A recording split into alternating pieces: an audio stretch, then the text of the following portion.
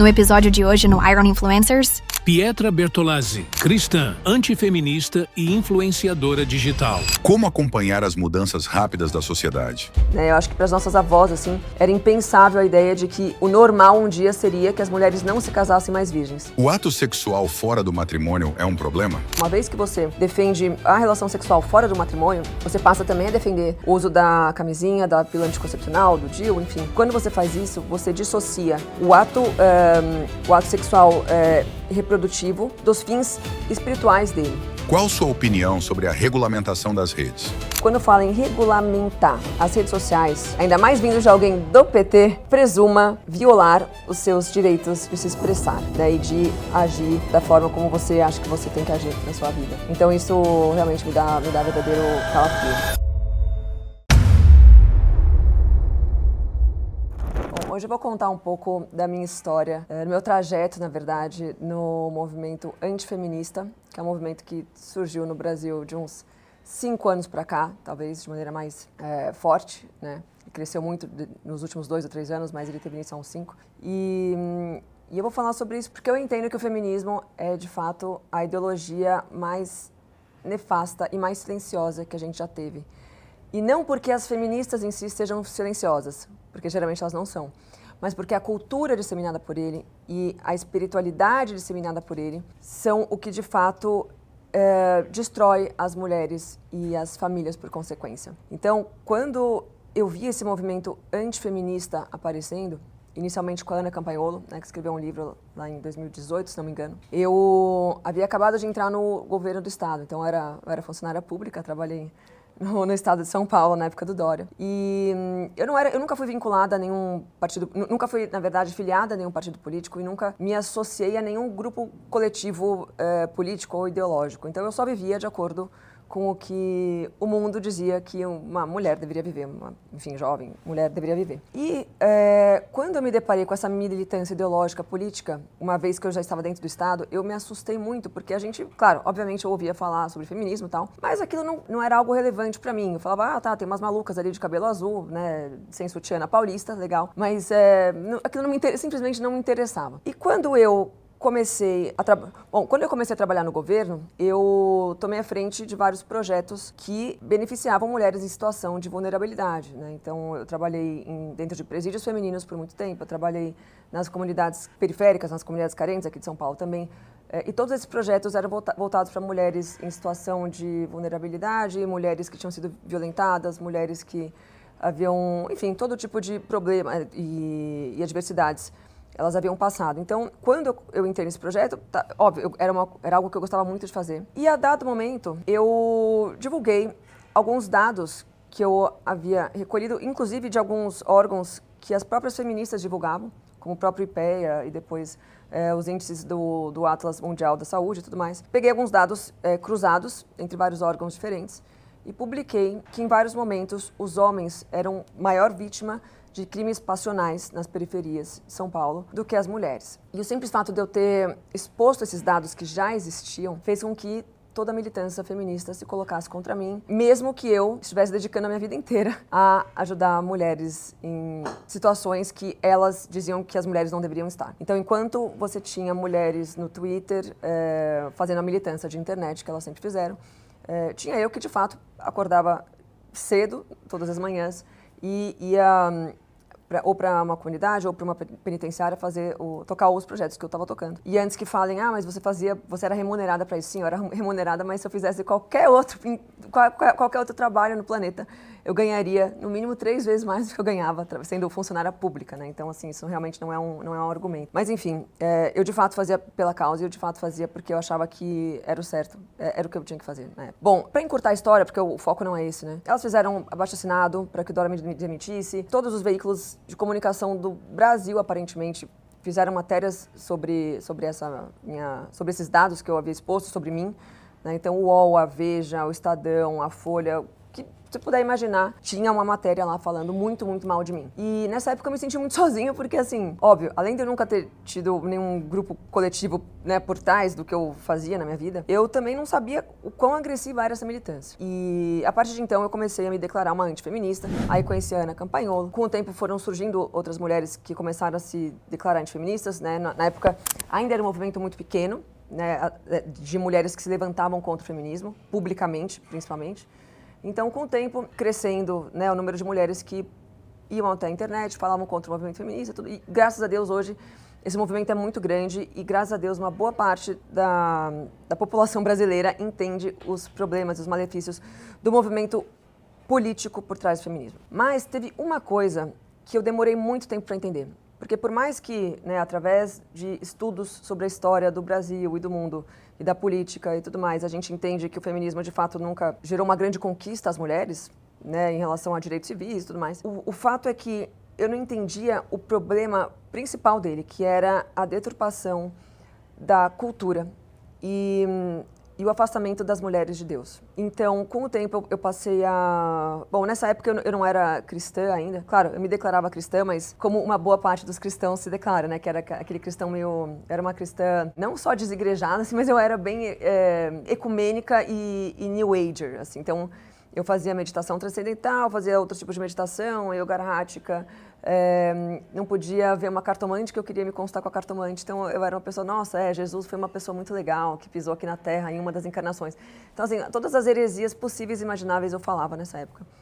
Inclusive nessa época em que eu já me colocava contra o movimento feminista. E, bom, o tempo passa, eu começo a me converter. Inicialmente, eu me converti ao cristianismo, aceitei Jesus, através de uma amiga minha que eu conheci através da política. E passei a estudar a Bíblia, que era algo que eu nunca havia feito na minha vida. E assim, eu fui caminhando para uma conversão ao catolicismo. Isso porque eu conheci... Bom, na minha cabeça, católico era... Sei lá, católico era burro, né? Eu sempre parti dessas premissas bem neo-jacobinas, assim, né? De que a igreja é feita para controlar os homens, de que mais? De que o catolicismo modificou a Bíblia, enfim, né? Tem todas essas mentiras que hoje se fala a respeito do catolicismo, infelizmente. Mas eu também tinha muitos exemplos ruins de católicos. Eu, de fato, não conhecia nenhum católico que levava a fé a sério, que levava a palavra de Jesus a sério e que seguia os mandamentos. Então, quando eu, aos poucos, conforme eu fui conhecendo essas pessoas católicas, muito bem embasadas, que conheciam de fato a história da igreja, que conheciam a história do mundo, que são pessoas de altíssimo nível espiritual e intelectual, eu fui entendendo que o certo era, de fato, voltar às minhas raízes, que eram católicas, afinal, como boa católica de IBGE, eu fui batizada, fiz primeira comunhão, parei por aí, mas eu tinha essa educação católica de IBGE. Então, eu falei, bom, acho que o certo foi o lugar onde a minha vida começou. Então, eu me converti e aí eu comecei a entender os problemas culturais, porque quando a gente fala do aspecto político do feminismo, de fato, inclusive, eu comecei a ter alguma visibilidade quando começaram a viralizar alguns debates que eu tinha com feministas, Tem um que ficou famoso ali na Paulista, porque realmente, quando a gente estuda um pouquinho, não precisa muito, quando a gente estuda um pouquinho, a história do feminismo, a gente consegue rebater tranquilamente os argumentos das feministas, do tipo, a gente precisa do feminismo para ter direitos civis iguais, a gente precisa do feminismo para provar que a mulher não... Enfim, a gente precisa do feminismo porque o feminismo conquistou o direito ao voto, porque o feminismo conquistou o direito aos estudos ou ao trabalho das mulheres. Isso é facilmente irrefutável, quando você está num embate político sobre o feminismo. Nessas duas outras áreas que eu mencionei, que é a área cultural e a área espiritual, o feminismo não só foi muito útil para Satanás, como ele venceu. Eu, de fato, acredito que o feminismo, a ideologia feminista, venceu, sem sombra de dúvida, nos aspectos cultural e espirituais. E isso por quê? A gente vê hoje na sociedade não só um comportamento, como a defesa de valores que são totalmente contra o que o próprio Cristo nos disse para seguir. Então, hoje, inclusive... isso teve um outro fator, nas eleições, quando surgiu a onda do bolsonarismo e tal, na verdade a onda bolsonarista já havia surgido lá atrás, mas quando eu comecei a ter mais contato com os bolsonaristas e comecei a ter uma atuação política mais intensa, eu comecei a reparar que, assim, de fato, existiam várias passeatas, várias manifestações para defender o Bolsonaro, ou o bolsonarismo, ou o conservadorismo, inclusive. Eu chegava lá e só via as mulheres vestidas como nem prostitutas se vestiam, até poucas décadas atrás. Eu via essas mulheres muitas vezes com as vidas destruídas, muitas vezes no seu terceiro, segundo divórcio, muitas vezes que tinham largado seus filhos em casa, muitas vezes, enfim, com todo tipo de comportamento inadmissível para qualquer cristão até 50 anos atrás. Isso me chamou a atenção também, porque eu falava, bom, mas de fato, o que difere a vida hoje de uma mulher conservadora, antifeminista, e de uma mulher que, sei lá, que vota no PT e que se denomina progressista e feminista? E aí eu vi que na prática, a vida de ambas é muito semelhante. Aliás, em poucas coisas elas diferem. E isso é porque, mais uma vez, o feminismo venceu. O feminismo venceu quando hoje você ouve mulheres conservadoras, de direita, antifeminista, dizendo que tudo bem você ter relações sexuais antes do casamento, que tudo bem você fazer um planejamento familiar e tomar pílula anticoncepcional. Né? Mulheres conservadoras defendendo as pílulas anticoncepcionais, mulheres conservadoras defendendo o divórcio. Então, isso tudo é muito doido da gente pensar, porque hoje, quando se pensa em direita, o máximo que a gente tem no nosso imaginário é a direita conservadora. Só que quando a gente olha de perto, de novo, né, a direita conservadora é composta por mulheres que geralmente não, via de regra, são contra o feminismo, só que ao mesmo tempo não conseguem pensar na hipótese do divórcio, por exemplo, não ser algo lícito, ou de você tomar pílula anticoncepcional. Só que ambas, aliás, todas essas pautas decorrem da Revolução Sexual da década de 60, que, por sua vez, teve a propagação que teve a capilaridade que teve, devido ao movimento feminista, né? A emancipação da mulher, ao direito da mulher de ser livre, né? Livre para incorrer em todo tipo de depravação e libertinagem. Então, hoje, quando você vê mulheres conservadoras, né? E de fato o conservadorismo, no final, ele é sobre isso, né? O conservador, ele não é contra, né? O conservador não é contra as mudanças, ele é contra as mudanças radicais e contra as mudanças de forma radical, de forma disruptiva. Mas o conservador tem um lado legalista que faz com que ele passe a defender qualquer pauta tão logo ela se torne lei. Né? Então, o próprio divórcio, quando o divórcio foi legalizado lá em 77, a frente conservadora parlamentar era toda contra o divórcio, assim como os brasileiros eram contra o divórcio. Só que uma vez que, através de um liberal, né, de um conservador liberal que propôs essa legislação, ele foi legalizado, a partir de então os conservadores passaram a aderi-lo também. E hoje o que mais tem é conservador divorciado no Brasil. A mesma coisa serve para camisinha, para pílula anticoncepcional, e inclusive para pautas morais cristãs. Né? Até 50 anos atrás não existia uma mulher sequer que tivesse relações sexuais com o seu namorado, com o seu noivo antes do casamento. Né?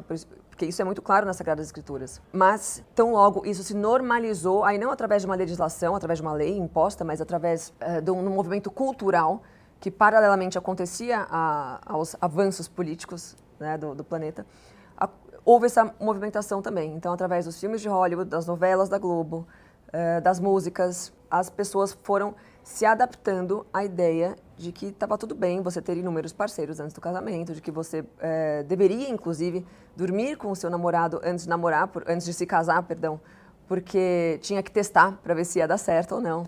Então, essa série de premissas totalmente revolucionárias e feministas estão hoje totalmente incutidas em qualquer pessoa qualquer pessoa, não, né? Existe uma microminoria que ainda tem a sanidade de defender o que o próprio Cristo disse que era o correto. Mas, via de regra, como eu disse, o mundo hoje defende todas essas pautas que inicialmente eram totalmente, assim, inimagináveis. Né? Eu acho que para as nossas avós, assim, era impensável a ideia de que o normal um dia seria que as mulheres não se casassem mais virgens. E sim que elas tivessem vários namorados, ou que dormissem com o namorado antes do casamento, ou que viajassem com o namorado, enfim, todo tipo de deturpação do sexto mandamento, que é não pecar contra a castidade. Né? E é tão sério isso, é tão valioso isso para Deus, que ele coloca como um pecado mortal. É um pecado grave, está ali nos 10 mandamentos. Você tem ele não só no sexto mandamento, quanto no nono mandamento. Os pecados contra a castidade podem se dar através do ato sexual, mas também através dos pensamentos, né? Porque o nono mandamento nos diz para não pecar contra a castidade através dos pensamentos. Porque ele fala, não desejar a mulher do próximo. Então, por não desejar a mulher do próximo, a gente entende, obviamente, que você não deve ter pensamentos imorais em relação a outra pessoa, que não seja o teu marido ou a sua esposa. Então, enfim, o fato disso ser muito valioso para Deus também nos traz a consciência do quão valioso é para o demônio atacá-los, né? Então, hoje, eu não tenho dúvida nenhuma de que o feminismo e todos os seus tentáculos, né, e as pautas de relativização da sexualidade e da moral, são obras, de fato, com uma carga espiritual muito grave que vem do inimigo, porque isso certamente não é coisa de Deus. Claro, não estou falando com isso que quem dorme com o namorado, sei lá... Enfim, cada um tem as suas circunstâncias e a sua religião, a sua fé. Estou falando que para o cristão, os 10 mandamentos devem ser algo muito valioso. E por mais que soe contracultural falar isso, essa é a verdade, né? E o fato é que Deus não é conservador. Deus é um tradicionalista, né? Deus é um Deus de uma regra universal, imutável.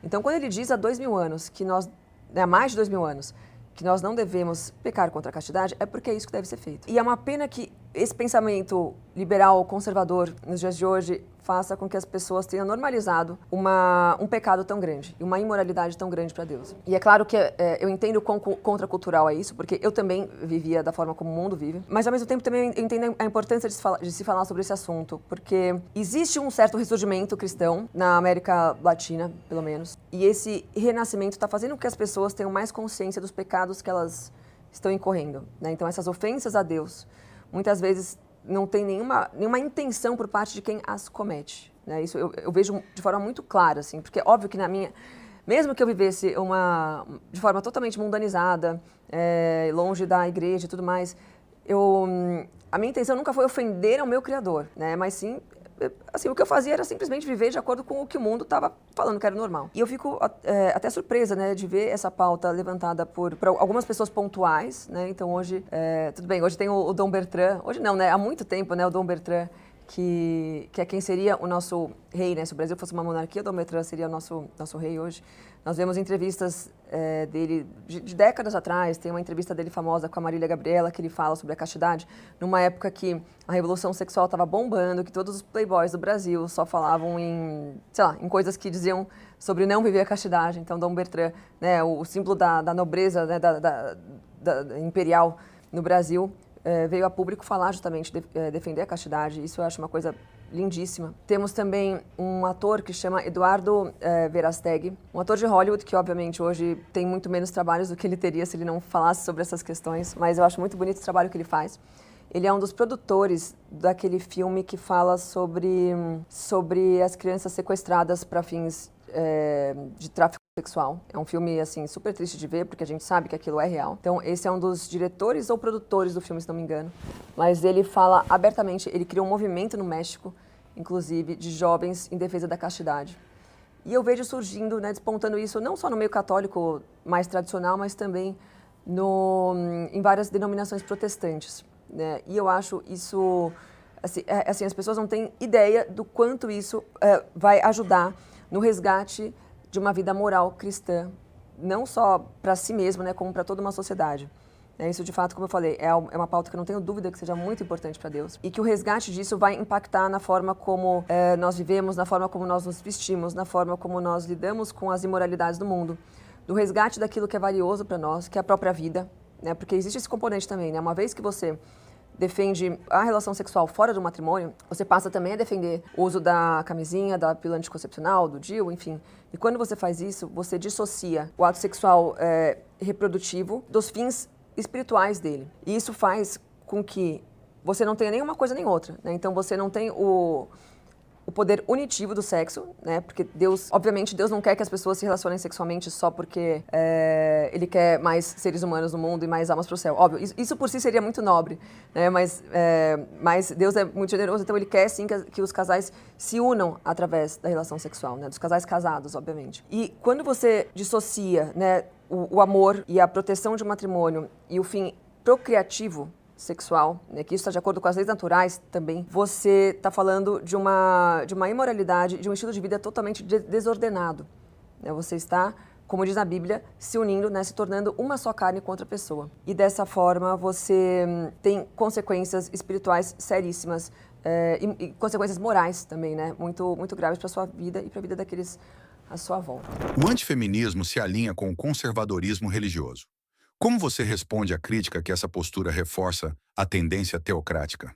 Como em regimes como o do Irã, onde normas religiosas suprimem os direitos das mulheres? Quando a gente fala em regime teocrático, né, nós entendemos que existe tudo bem, né, na teoria seria tipo Deus governando, mas isso é impossível, né? Seria Deus através de um homem governando.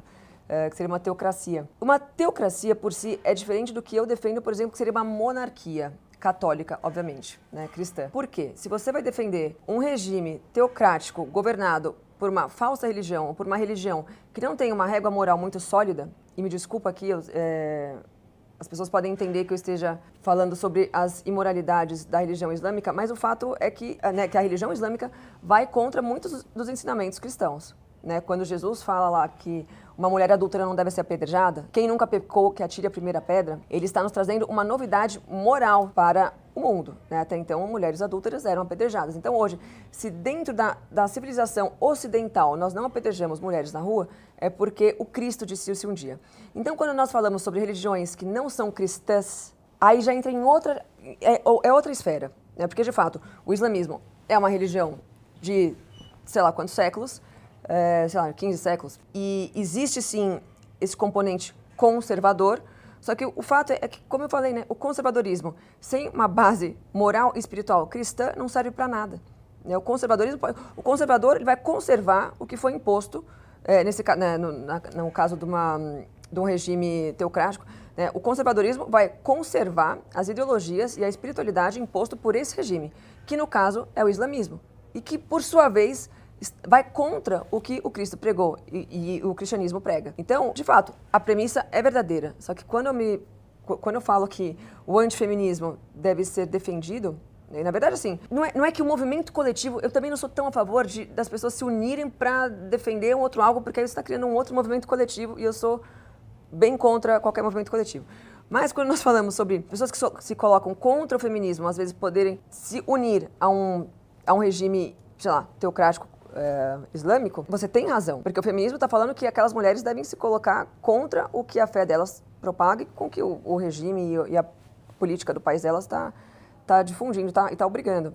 Mas uma coisa, assim, a solução não é essa. É tipo a gente falar que a solução para o homem afeminado é ele virar um homem brutalizado, que é um homem que não dá valor para a mulher, que ele não é um homem virtuoso, que ele não sabe tratar uma mulher como ela deve ser tratada, que ele deve bater na mulher, né, xingar a mulher.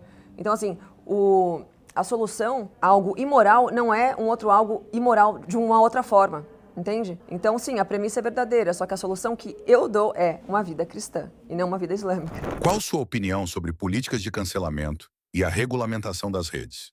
Olha só, quando a gente fala em regulamentação, eu já fico arrepiada, porque eu tenho pavor do Estado moderno. Eu nunca escondi que eu defendo uma monarquia católica, que, enfim, não veio ao caso agora explicar o que seria, mas eu tenho pavor do Estado. O que eu puder, assim, abolir o Estado da minha vida, eu com certeza faço. Então, quando eu falo em regulamentar as redes sociais, ainda mais vindo de alguém do PT, presuma violar os seus direitos de se expressar, né, e de agir da forma como você acha que você tem que agir na sua vida, com relação à sua vida. Então, isso realmente me dá verdadeiro calafrio. Então, depois eu vou para a pauta do cancelamento, né? Então, se tratando de uma questão que está nos dizendo como nós devemos educar os nossos filhos, né, quais são os limites, ela fala sobre a questão da idade, né? Se existe um Estado querendo interferir na forma como eu vou me expressar através das redes sociais e qual a idade mínima para se poder expressar, ou qual a idade máxima ou mínima, qualquer tipo de regulamentação nesse sentido, eu entendo que talvez as pessoas, em primeiro lugar, estejam tão carentes, né, de uma régua moral e espiritual sólida, que elas, de fato, precisem que o Estado diga a elas o quão imoral é você deixar telas à disposição dos seus filhos pequenos, por exemplo. Ou o quão imoral é você vir a público caluniar, difamar outras pessoas. Agora, tornar essas questões ilegais não tem nada de bom.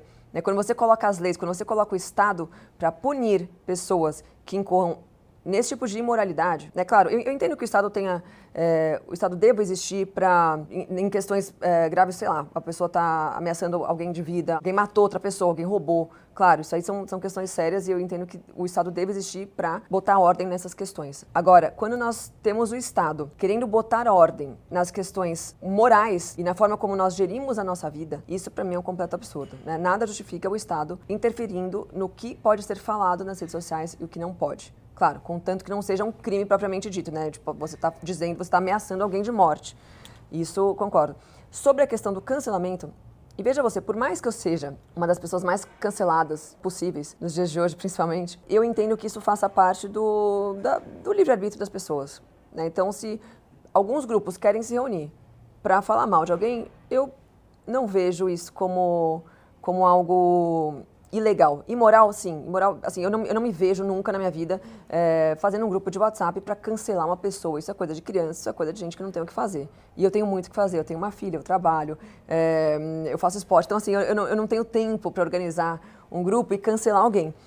Mas eu entendo que se por acaso uma pessoa tem uma vida totalmente imbecilizada, mas que permite que ela tenha esse tempo e ela queira fazer isso, não considero que isso deva ser levado como um crime, mas sim como algo imoral e bestializado da parte dela. Filósofos definiam felicidade como a realização do potencial humano.